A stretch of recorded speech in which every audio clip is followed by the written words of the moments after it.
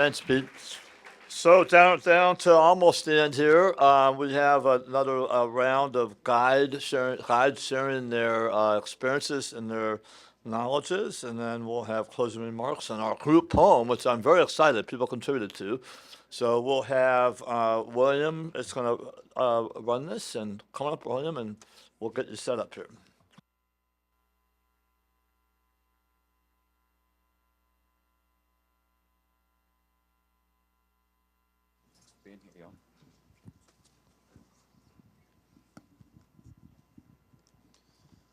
All right. Well, thanks for hanging in there, everybody.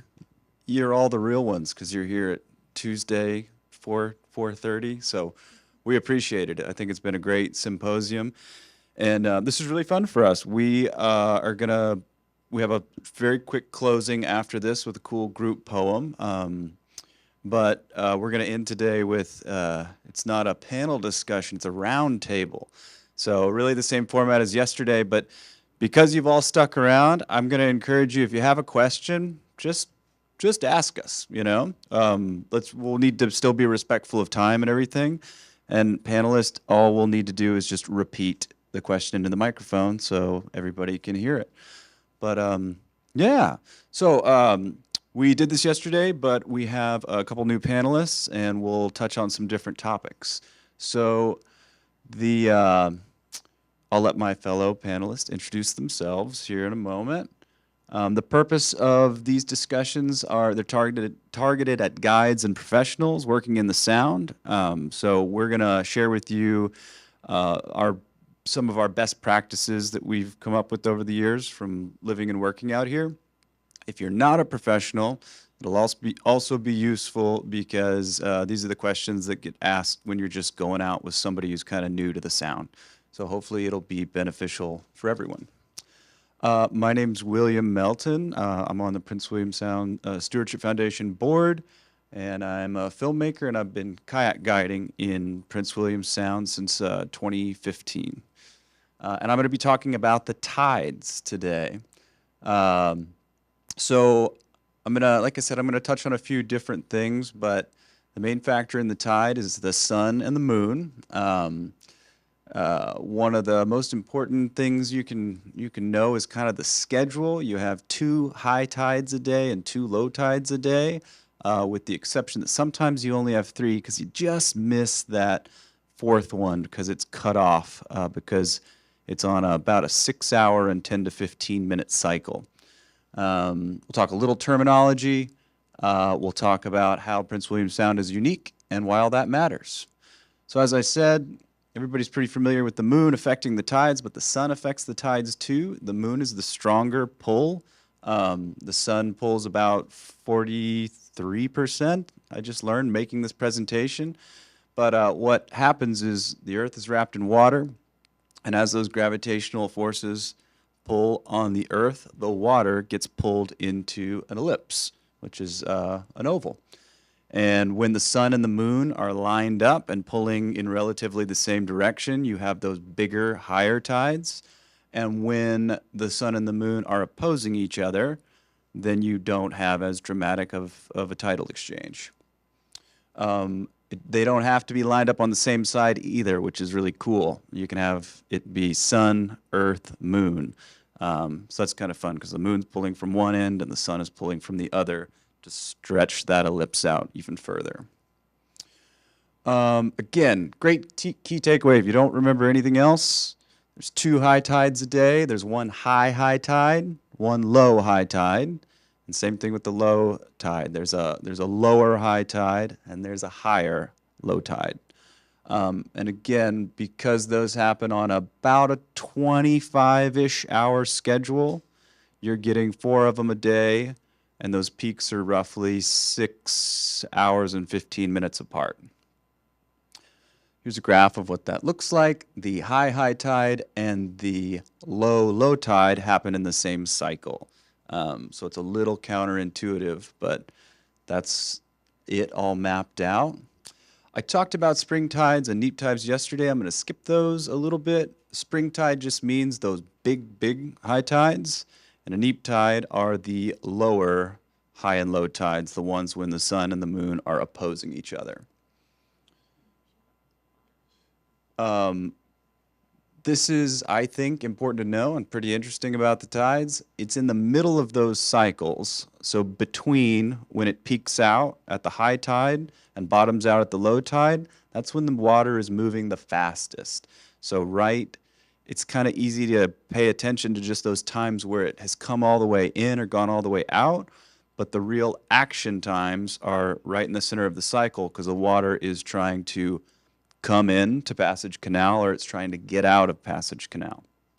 And we call that a flood or ebb current, whether it's going in or out, versus slack tide. And a slack tide is when the water has come in and kind of stalled out and it's about to reverse its direction.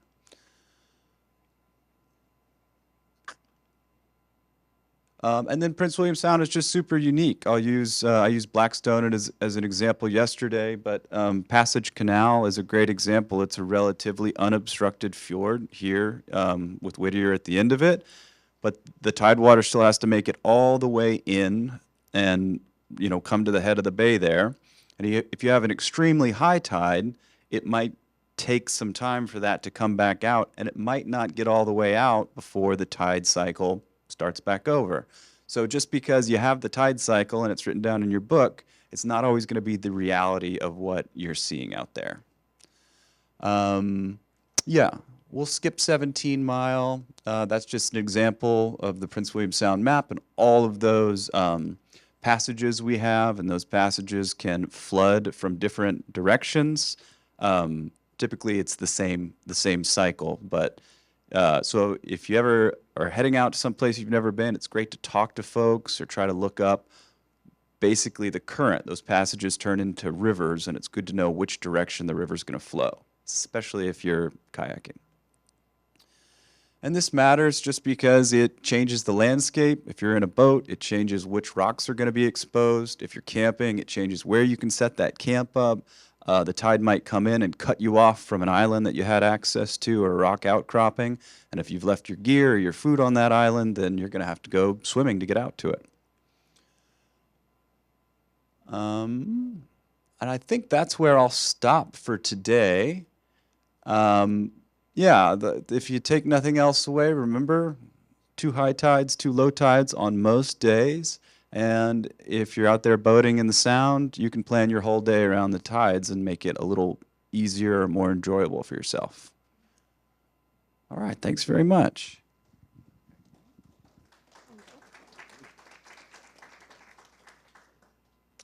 All righty, guys. Hi there. My name is Brittney Burrell. I work for the Chugach National Forest at the Baggage Bogs Visitor Center over in Portage.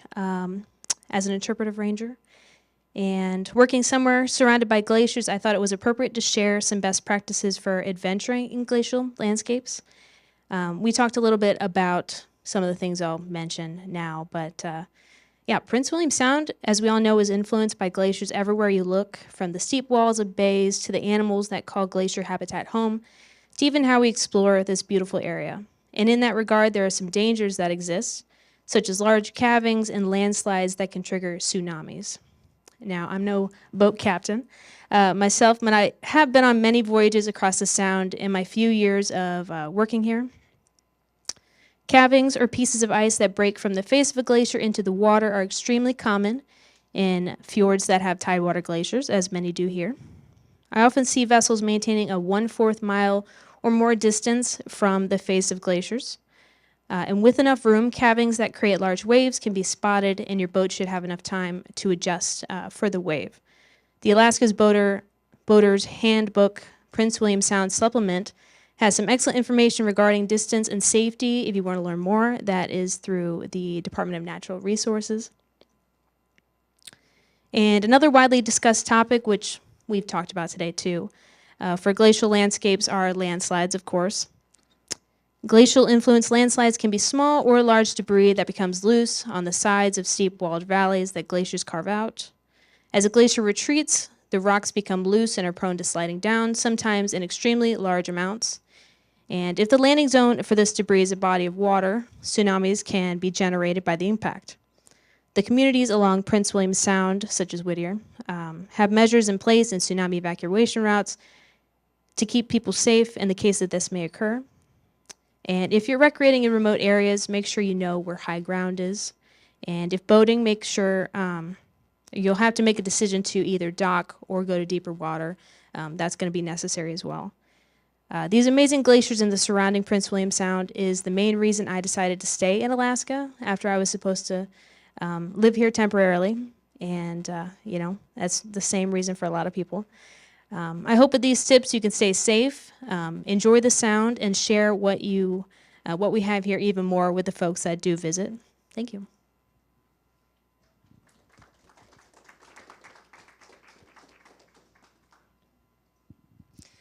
All right. Hi, everybody. My name is Jen Lang, and I'm here with Lazy Otter Charters. I'm one of the 3 new owners, along with my 2 sisters.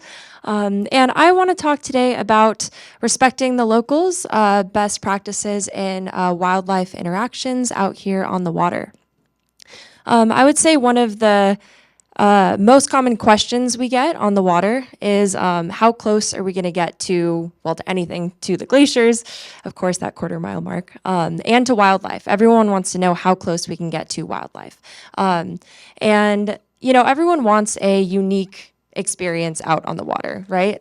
Especially now with social media, you see all these photos with someone is right next to this whale that pops out of the water and swims under the boat, and they're, swimming alongside, touching animals, all of this stuff, and it's flooding social media, flooding the internet. And so people get these sometimes unrealistic expectations of what actual, wildlife viewing in a natural environment is. So we have the really cool opportunity to be able to show them kind of what that actually is, and the beauty, and kind of maybe how that differs from what they might expect. So some things they might expect, is to get really close, maybe, have that some kind of interaction, right, where that animal reacts to them, they react to that animal. So we get to kind of educate them on some of the best practices that we practice. And a big part of that is just communication. So right off the bat, right, we'll tell people what we're most likely to see, what might be a little less likely, what might be rare for us to see.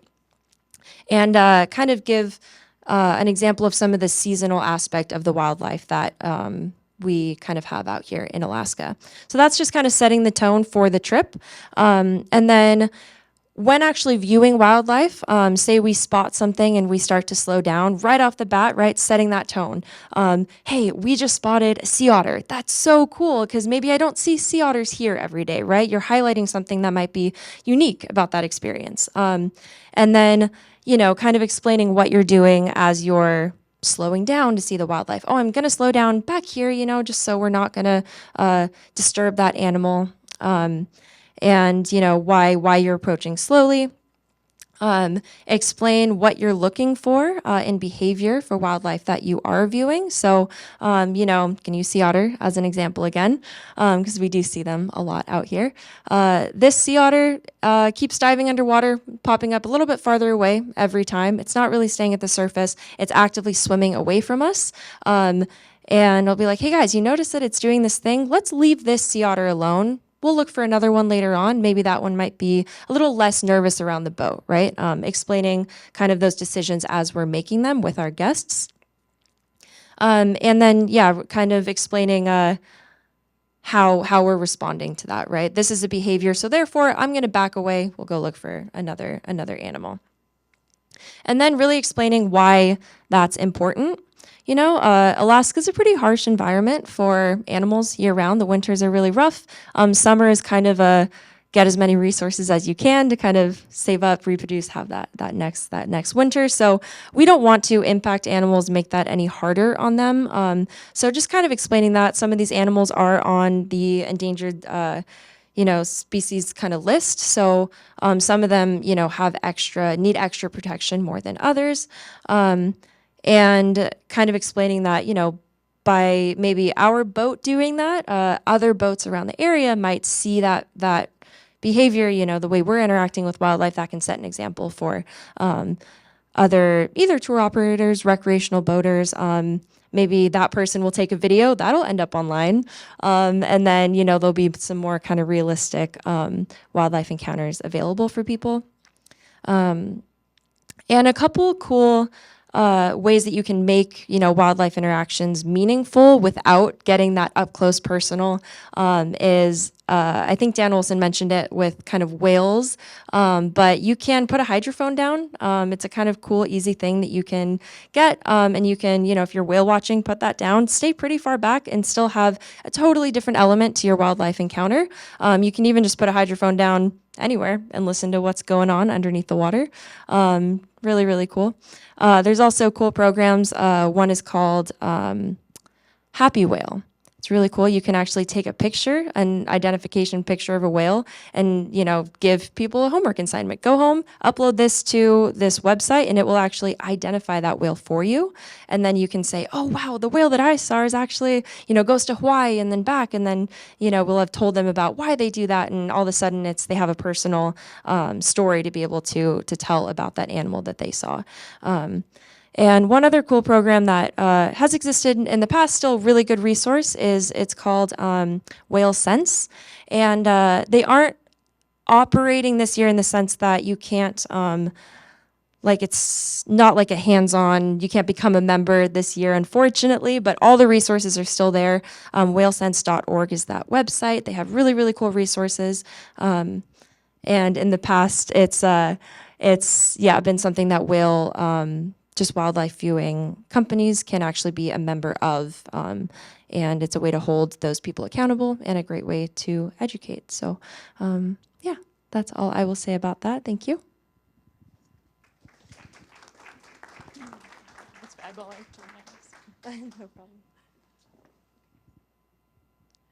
Hi, my name is Natalie Oberman. I'm a sea kayak guide with Alaska Sea Kayakers, and I've been guiding in the Sound since 2016.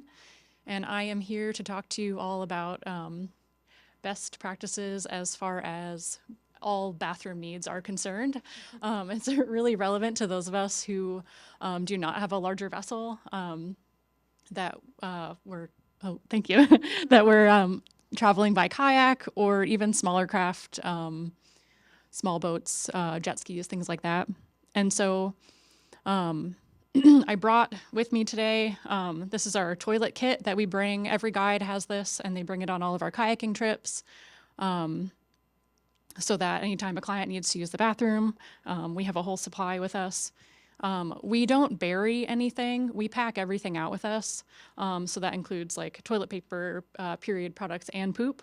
And so I'm going to show you the things that we bring with us, so that you have an idea of what you may need to pack for your clients, or just things to suggest that people bring if you're renting gear to people, or you're going on a trip of your own. Yeah, that'd be awesome. Thank you.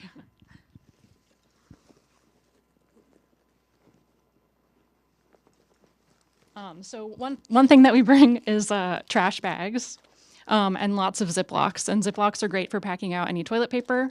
We also bring toilet paper with us, lots of hand sanitizer. And if you are, one great thing that you can bring instead of a whole roll of toilet paper is to bring little packs of tissues, because it's really easy. Obviously, it's like we're always recreating in this rainforest. It's really easy to accidentally waterlog a whole roll of toilet paper. So all these like little tissue packs are great to have.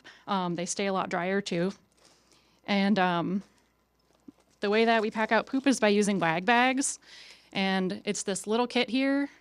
And when you open it up, mine kind of like, my little example one kind of bursts into lots of pieces. But when you open it up, it comes with this bigger Ziploc bag here, and then a smaller or a bigger bag here, and it's full of this powder. And this powder is like a desiccant and an odor absorber. And so you can, find like a beautiful place with a view, open up your bag, do your business in this bag, and then you can close it up, tie it off, and then you have a larger, or then you have a Ziploc bag here as a second kind of backup thing.